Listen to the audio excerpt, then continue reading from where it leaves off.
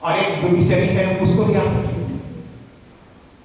लेकिन जहां महिलाओं का, देश का सबसे ज्यादा कल्याण हो सकता था, कल्याणकारी राज्य बन सकता था, सोशलिस्ट स्टेट बन सकता था, प्रोग्रेसिव स्टेट बन सकता था, उस बात को नैतिक राज्य के नीति निर्देशक सिद्धांत में लिख दिया गया, जो नॉन जस्टिसेबल कहा गया कि ये एक सिर्फ आदर्श की घोषणा है जो राज्यों को यह निर्देश देता है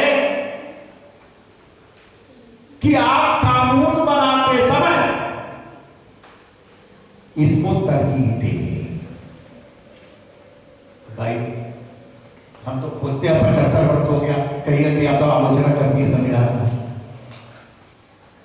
हम 75 वर्ष में खोजते हैं तो क्या पाए? अगर समुद्र में गोता लगाते हैं आप हीरा जवाहरात खोज, मोती खोजने के लिए, और केकड़ा अगर आपके हाथ में निकल जाए तो उसको क्या कहेंगे? कहने के लिए असफल रहा। तो 75 वर्ष से संविधान में हम गोता लगा रहे हैं, नारी हो, मजदूर हो, पुरुष हो, हरिजन हो, आदिवासी हो, जो भी गरीब है वो तबका गोता पर गोता लगा रहा है कि डायरेक्टिव प्रिंसिपल और स्टेट पॉलिसी इंप्लीमेंट होगा, हमारा तकदीर और तकदीर बदल जाएगा। न तो तकदीर और तकदीर बदला, न राज्य का प्रोग्रेस। लेकिन रिमार्केबल बात है, अम्बेडकर ने संविधान बना करके हमको दिया तो बहुत अच्छा संविधान है, इसलिए आज तक जिंदा है। हिंदुस्तान के किसी पड़ोसी मुल्क में कोई संविधान नहीं है, और संविधान था तो कितने बार वो पैर के ठोकरों से उन संविधान को बाहर कर दिया गया देश से। लेकिन हिंदुस्तान ही एक ऐसा मुल्क है कि 75 वर्षों के बाद भी हिंदुस्तान का संविधान जिंदा है। इसके लिए अगर सारा श्रेय जाता है तो अम्बेडकर और दूसरे संविधान में भगाव हो जाता है। तो यहां हम तो आलोचना नहीं कर रहे, यहां पढ़ाई कर रहे हैं। तो जहां पढ़ाई करना है वहां पढ़ाई करेंगे, जहां आलोचना करना है आलोचना करेंगे। फंडामेंटल राइट्स तो बहुत चीज है, समानता दे दिया गया, स्वतंत्रता दे दिया गया, संविधान के उपचार का अधिकार दे दिया गया, बहु संपत्ति का अधिकार दिया गया। कहा गया गरीब भाई संपत्ति का अधिकार दोगे तो तुम बिरला और इसको अंबानी को जो है सो रोक नहीं सकते, तो उसको हटा दिया। ठीक है, हटा दो तो वेरी गुड, लेकिन क्या समाधान आ गया? क्या संपत्ति का उचित वितरण हो गया? नहीं हुआ। तुमने किए जाकर के संपत्ति के अधिकार को छीना कि हम लोगों के इसका इक्वल डिस्ट्रीब्यूशन करके हम लोगों की तकदीर और तकदीर को बदल देंगे। वह कानून बन के रह गया, न वह फंडामेंटल राइट रहा, न लोगों को अधिकार मिला, इक्वालिटी का अधिकार मिला। Equality of what? First there should be equality of property, first should be equality of जीवन का अधिकार। तभी हमारा सफल होगा जब हमें जीविकोपार्जन के लिए इतना धन रहेगा मेरे पास कि हम कोई चीज जीविकोपार्जन के लिए बाजार से खरीद सकें, तभी होगा। लेकिन ये बात आज तक इंप्लीमेंट नहीं हुई। आप हमको पत्रकार बैठे हुए और वो भी हैं, मैं बताना चाहता हूं आज की स्थिति में कि क्या देखते हैं आप। हम तो बड़ा, हमें पॉलिटिकल साइंस का प्रोफेसर है, तो हम जब संविधान पढ़ाते थे तो कहते थे देखो जी, हम वकील नहीं हैं, हम प्रोफेसर हैं। वकील जब संविधान पढ़ाएगा तो उसका लाइन पढ़ेगा कि ये वर्ड करता है इस मामले में। हम जब संविधान पढ़ेंगे तो वर्ड भी कहेंगे, और what is the actual position, theory and practice is a reading of the constitution, not only theory is reading the constitution. So we teach constitution, nor in the Supreme Court it is being taught. We only teachers teach the Constitution. What is the position of the Constitution in India? तो हम अगर देखते हैं तो क्या पाते हैं? अभी आपसे छूट जाएगा, पत्रकार बंधु को लिखना चाहिए, ये बात बहुत क्रांतिकारी है।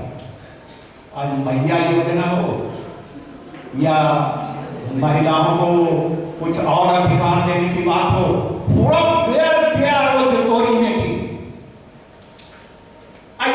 ये क्यों चुनाव के समय ही आता है? 11 महीने महिलाएं गरीब नहीं रहती है, 12वां महीने में अमीर क्यों होती है? 305 के 1700 दिन में एक दिन वो क्यों अमीर होती है? एक दिन क्यों हमको प्रलोभन में आके वोट देते हैं? तो इसको in light of directive principles of a state policy, I will explain everything in directive principles of a state policy.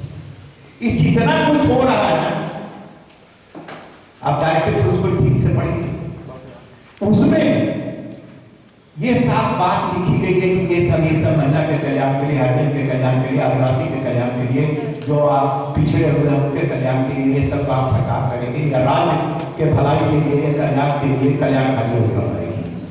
All the positive acts of the Rashtra is written in the directive principle of the state policy without any power to implement it.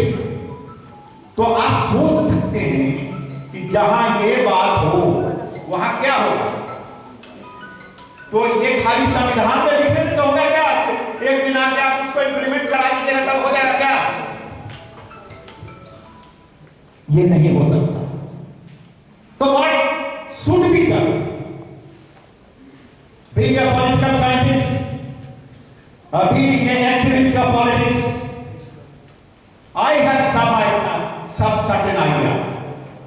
मेरा ही नहीं, मैं किताब इसी संदर्भ में भी पढ़ा था, रिसेंट किताब हमारे पास है 2014, बहुत बड़े एक कानूनविद का लिखा गया, आप ऑफ द सेम ओपिनियन। उसमें लिखा गया है कि यहां गलती हुई है। गलती ये हो गई है कि हम लोगों ने, हमारे संविधान निर्माताओं ने गलती की। You can't worship him in disrespect. क्या गलती हुई? गलती हुई है कि अगर संविधान के नीति निर्देशक तत्व को मौलिक अधिकार बना दिया जाता और मौलिक अधिकार को संविधान से हटा दिया जाता तो राज्य तरक्की कर जाता। राज्य को ये ढोल बांटने के लिए 565 दिन में 1700 दिन में, एक दिन का नहीं, उनको ये काम करना था। He has to do। हम उसको अधिकार के रूप में लगते हैं कि राज्य को ये कहा गया है तुम हमारे लिए शिक्षा का अधिकार दो। 14 वर्ष के लिए जो शिक्षा का अधिकार कितना लड़ते रहते हैं, तो तो ये चीजें दिस वी प्रपोज, हम आपको पत्रकार होने कहते हैं, हम इस बात को प्रपोज करते हैं कि संविधान में मौलिक कर्तव्य रहे, नीति निर्देशक तत्व रहे, नीति निर्देशक तत्व को इन्फोर्सेबल बना दिया जाए, जैसे फंडामेंटल राइट है और फंडामेंटल राइट को कानून से विरोधित कर दिया जाए संविधान से। Duty is also fundamental right, my duty is your fundamental right. अगर मैं ड्यूटी अगर पूरा करता हूं, आपका अधिकार पूरा हो जाता है। आप अगर ड्यूटी पूरा करते हैं, मेरा अधिकार पूरा हो जाता है। Why this misnomer? Why duty and fundamental right will go together? Only duty will go, only the directive principle of a state policy will go. अगर ये संविधान में कर दिया जाए, हिंदुस्तान का समाजवादी भी हो जाएगा, कल्याणकारी भी हो जाएगा, सब कुछ हो जाएगा। तो ये चीज मैं जो आपको बता रहा हूं, आंदोलन कराने की जरूरत है। हिंदुस्तान के एक एक व्यक्ति की तकदीर और तदबीर नहीं बदल गई तो हम कहिएगा कि अगर ऐसा कर दिया जाए संविधान में, काम का अधिकार मानते हैं, काम का अधिकार तो उससे प्राप्त हो जाएगा।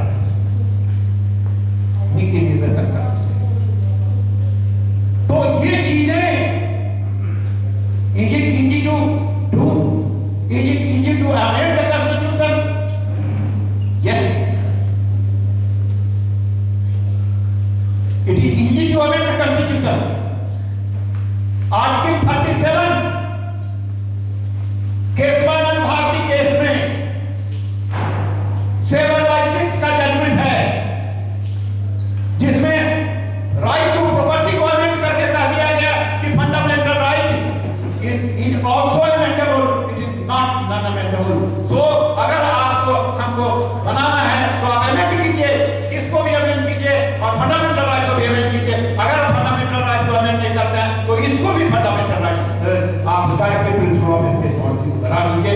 सो दैट 75 वर्ष के बाद भी हिंदुस्तान में हम दादा कहेंगे, हम माई बाप